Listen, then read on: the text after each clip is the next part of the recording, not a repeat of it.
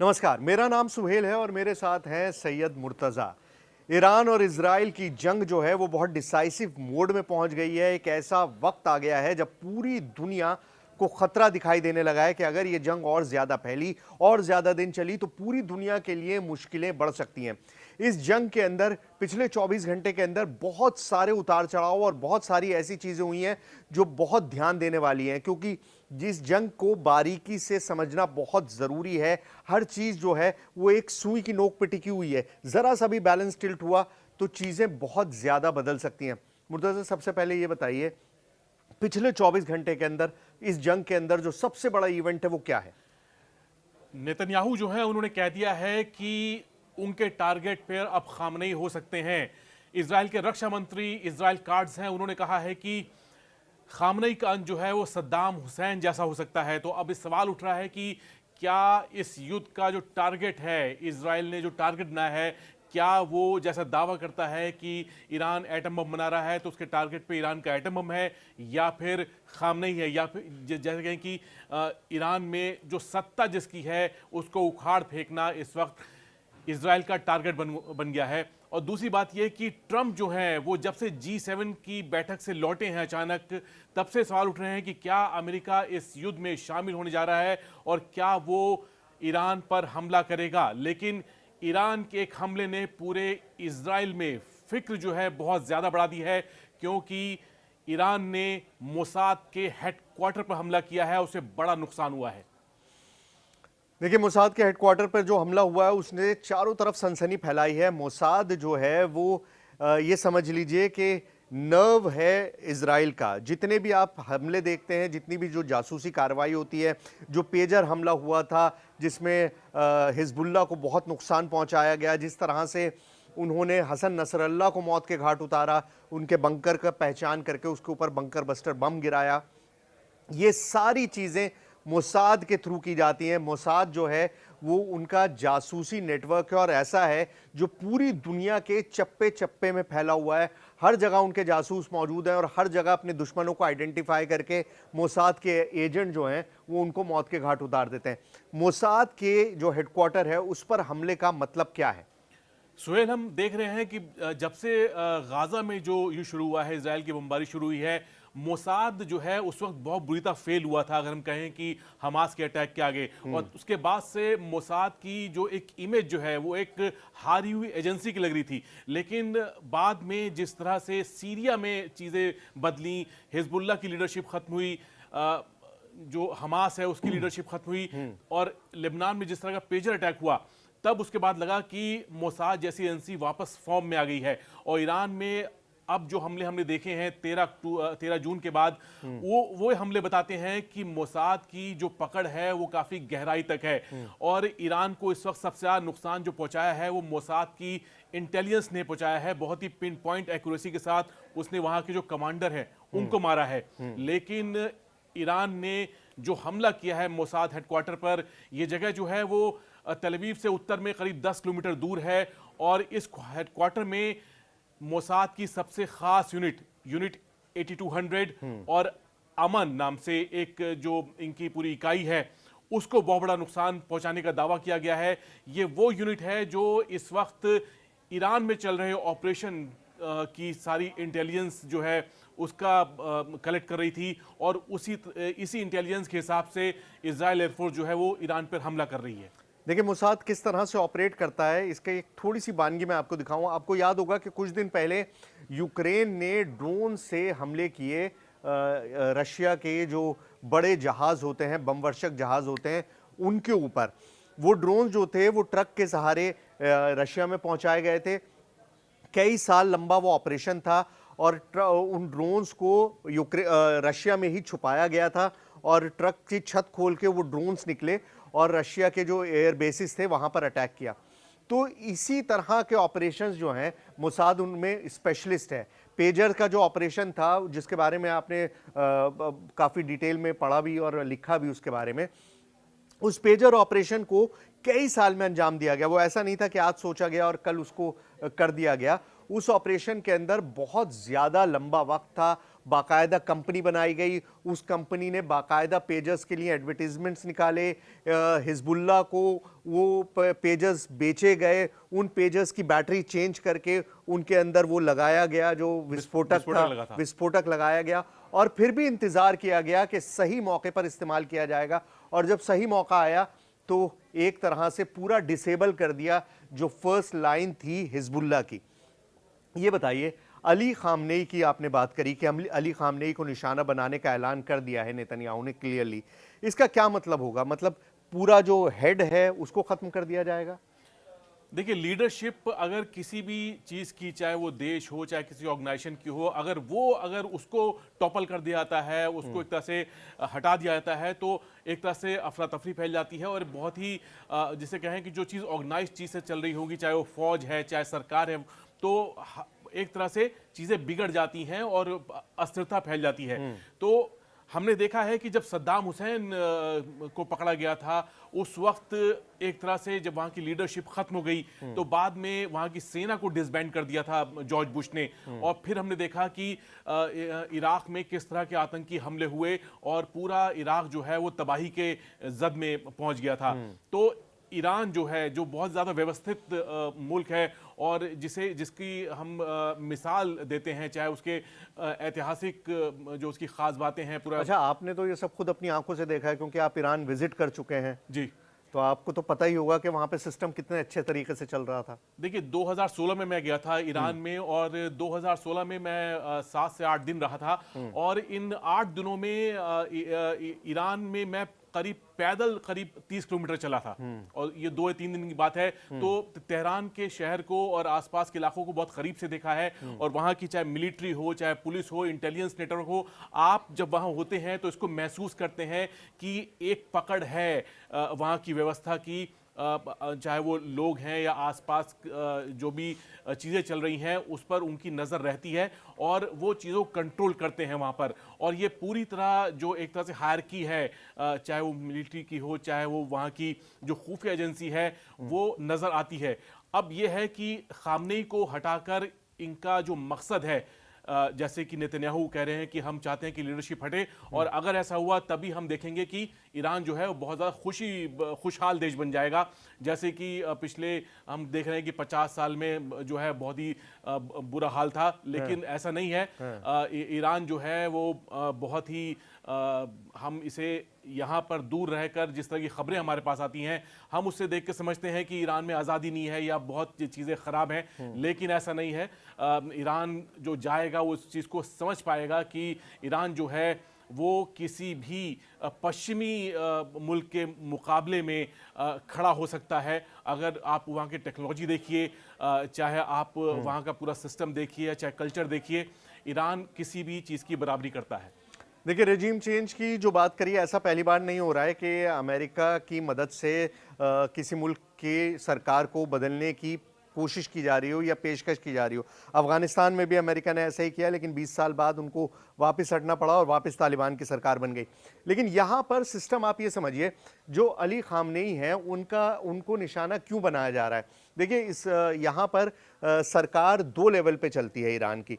एक है जो पॉलिटिकल लीडरशिप है, राष्ट्रपति जो हैं वो पजेश्कियान हैं, लेकिन यहाँ पे जो स्पिरिचुअल लीडर होते हैं, जो थियोलॉजिकल लीडर होते हैं, जो सबसे बड़े वहाँ के मौलाना आप समझ लीजिए वो होते हैं, वो जो हैं वो हेड होते हैं सरकार के, सुप्रीम लीडर कहा जाता है। और ये तब से हुआ जब से ईरान में इस्लामी शासन लगा, अमेरिका को यहाँ से निकाला गया, जो अमेरिकन ट्रूप्स थे उनको वहाँ से हटाया गया, और उसके बाद यहाँ पर खुमैनी साहब के ज़माने में इस्लामिक शासन की शुरुआत हुई, और तब से ये शासन इसी तरह से चल रहा है। तो सुप्रीम लीडर हैं अली खामनेई, उनके पास कोई पॉलिटिकल पद नहीं है, वो प्रेसिडेंट प्राइम मिनिस्टर कुछ भी नहीं है, लेकिन चलती सरकार पे उन्हीं की है। जो कुछ भी होता है, जितने भी फैसले लिए जाते हैं वो उन्हीं की मर्जी से लिए जाते हैं। जी, और जो सुप्रीम लीडर होता है उसको वहाँ की गार्जियन काउंसिल होती है, वो चुनती है। गार्जियन काउंसिल जो है उसको चुनती है वहाँ की संसद। तो एक पैरेलल व्यवस्था है। जैसे अमेरिका में क्या है, अमेरिका में राष्ट्रपति जो है वहाँ पे हेड होता है, भारत में प्रधानमंत्री है। तो अलग अलग व्यवस्थाएं हैं, जो लोकतांत्रिक जो सिस्टम है वो है। वैसे ही ईरान में कुछ अलग सिस्टम है। वहाँ पर गार्जियन काउंसिल है, संसद है। गार्जियन काउंसिल जो है सुप्रीम लीडर को चुनती है, वो उसकी जवाबदेही होती है। और ऐसा नहीं है कि सुप्रीम लीडर जो है वो कुछ भी करे। गार्जियन काउंसिल की उस पर नजर होती है और वो देखता है, वो देखती है कि क्या वो इस्लामिक वैल्यूज के हिसाब से क्या वो लीडर काम कर रहा है कि नहीं। तो एक काउंटर चेक जो है वो वहां पर है, ऐसा नहीं है बिल्कुल है। अच्छा, इस सब के बीच में एक जो और इम्पोर्टेंट चीज हुई वो ये हुआ कि G7 की मीटिंग चल रही है कनाडा के अंदर, और वहां पर फोटो अपॉर्चुनिटी हुई जहां पे सारे लीडर्स को खड़ा होकर फोटो खिंचवाना था। लेकिन आज जब फोटो आया तो उसके अंदर ट्रंप नहीं थे, क्योंकि ट्रंप पहले ही वहां से निकल गए। ट्रंप निकलने की वजह से बहुत सारे लोगों ने उस पर स्पेकुलेशन शुरू किया कि ट्रंप मीटिंग को बीच में छोड़ के क्यों चले गए, इतनी इंपॉर्टेंट मीटिंग थी उसको बीच में से छोड़कर क्यों निकल गए। इनफैक्ट जो फ्रेंच जो प्रेसिडेंट हैं मैक्रॉन, उन्होंने तो ये तक कहा कि शायद ईरान इजराइल का कोई ऐसा मसला पेश आ गया जिसकी वजह से ट्रंप को वहां से जाना पड़ा। लेकिन ट्रंप ने बाद में ये सारी चीजें डिनाई करी। ट्रंप का मीटिंग छोड़ के चले जाना वो क्या दिखाता है? क्या ईरान इजराइल का जो युद्ध है वो इस स्टेज पे पहुंच चुका है जहां पर उनकी पर्सनल अटेंशन की जरूरत है? ट्रंप ने देखिए हमेशा चौंकाते हैं और उनकी जितनी आलोचना की जाए, लेकिन ट्रंप जो है बहुत चालाक नेता है। तभी वो आप ये समझिए कि दूसरी बार तो वो राष्ट्रपति बने हैं, और जब ऐसे वक्त में उनकी वापसी हुई है जब लग रहा था कि वो राष्ट्रपति है, हाँ इम्पॉसिबल है और ऐसा होगा नहीं। लेकिन ट्रंप जो है वो दोबारा राष्ट्रपति हैं, वो दुनिया का सच है। अब ये है कि ट्रंप वहां से क्यों लौटे। अब ट्रंप के आने की जो बड़ी वजह तो जो इजराइल और ईरान का युद्ध बताया जा रहा है, लेकिन जैसा कहा कि सीज फायर होगा, क्या सीज फायर पे बात हो सकती है? तो सीज फायर जो पेशकश है इजराइल और जो ईरान युद्ध को रोकने की, वो तो वहाँ के परमाणु कार्यक्रम को लेकर जो है उसी में फंसी हुई है।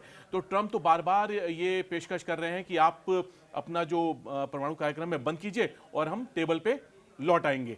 लेकिन अब इस वक्त यहाँ पे इनके लौटना जो है वो आप ये समझ लीजिए कि इस युद्ध को अब 5 दिन हो चुके हैं। अब 5 दिन बाद जो है अब ये हालात हैं कि ना ईरान आगे है ना हम कहेंगे इजराइल आगे है। दोनों तरफ जो है वो चोट लगातार पहुंच रही है, एक दूसरे पर दोनों लगातार हावी होने की कोशिश कर रहे हैं। जिस तरह से हम कह रहे हैं कि ईरान के ऊपर वहाँ की आसमान पे अगर हम कहें कि इजराइल की एयरफोर्स का एक छत राज है और उसका कोई मुकाबला नहीं कर पा रहा, मतलब कि एयर सुप्रीमेसी बरकरार है। उसी तरह हम देखें तो इजराइल के आसमान पे अगर ईरान की मिसाइल पावर जो है उसकी हुकूमत हम कहें कायम हो चुकी है, क्योंकि इजराइल का कोई भी मिसाइल डिफेंस इस वक्त काम नहीं कर रहा है। ईरान जो है चाहे वो तेल अवीव हो, हाइफा हो या फिर मोसाद का हेडक्वार्टर हो, वहां पर अपनी मर्जी से जिस वक्त वो चाहे हमला करता है। और ये देखिए कि अब जो नया हमला हुआ है वो दिन में हुआ है। अभी तक ईरान की तरफ से जो हमला हुआ था वो रात में हो रहा था। सारे बम, सारे मिसाइल जो हैं वो रात में जा रहे थे, लोगों को स्ट्रीक ऑफ लाइट दिखाई देती थी जाती हुई। लेकिन ये पहली बार हुआ कि दिन में ऐसा हमला किया गया। अब यह है कि सवाल कि दिन में क्यों किया। अब इसमें आप ये देखिए, कल ईरान के टीवी चैनल पे एक हमला हुआ और पूरी दुनिया में तस्वीरें आई कि कैसे जो न्यूज़ रीडर हैं, जो महिला है वो उस वक्त जब खबरें पढ़ रही थी तब वहाँ पे बमबारी हो रही थी, और कुछ सेकंड बाद जब उनके न्यूज़ रूम की, मेरे ख्याल से स्टूडियो की जब नुकसान होता है, छत गिरती है, तो वहाँ से वो हटती हैं वो। अब इस हमले के बाद ये तय हो गया कि इजराइल जो है वो सिविलियन टारगेट्स, एक टीवी चैनल जो है वो सिविलियन टारगेट्स में आता है, और रेड क्रॉस का ये कहना है कि ये मिलिट्री टारगेट में तब भी नहीं आएगा अगर ये गवर्नमेंट का प्रोपेगेंडा भी चला रहा होगा तो। एब्सोल्युटली। तो ईरान की तरफ से कहना है कि ये एक वॉर क्राइम है और जो इजराइल ने किया है इसका हम जवाब देंगे। अब ये बात जो है कल शाम की है।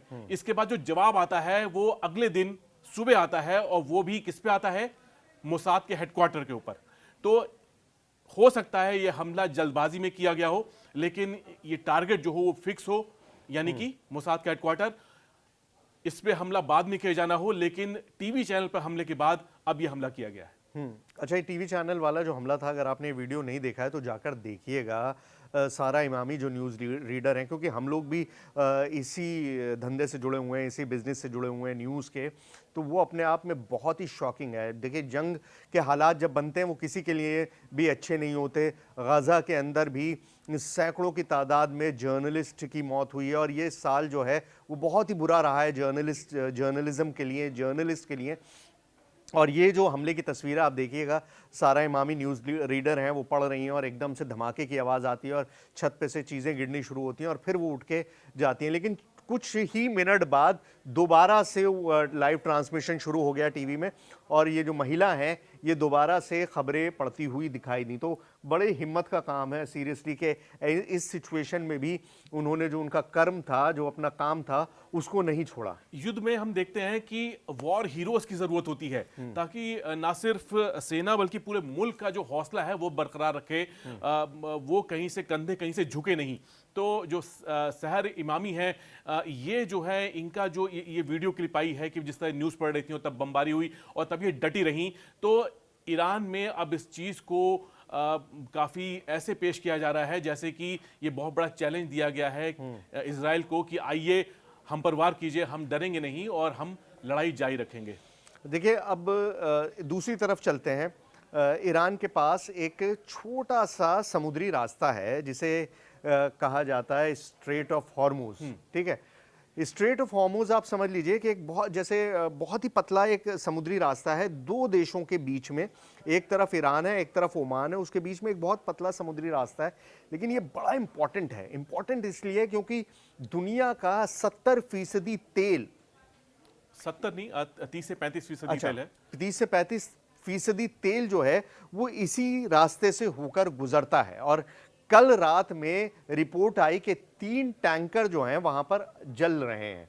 कैसे जले, किसने आग लगाई, क्या हुआ, इसके बारे में अभी तक कोई क्लैरिफिकेशन नहीं आया है। लेकिन ये पता चला था कि 3 टैंकर्स जो हैं वहां पर गिरे। अब बार बार पहले भी जब भी कोई प्रेशर ईरान पर बनता है तो ईरान हमेशा ये कहता है कि वो स्ट्रेट ऑफ हॉर्मुज को हमेशा के लिए बंद कर देगा। स्ट्रेट ऑफ हॉर्मुज के बंद होने का मतलब है दुनिया भर में तेल सप्लाई ठप हो जानी। तेल सप्लाई और गैस सप्लाई अगर दुनिया में ठप होती है तो रेट्स बढ़ेंगे तो चारों तरफ हाहाकार मचेगा।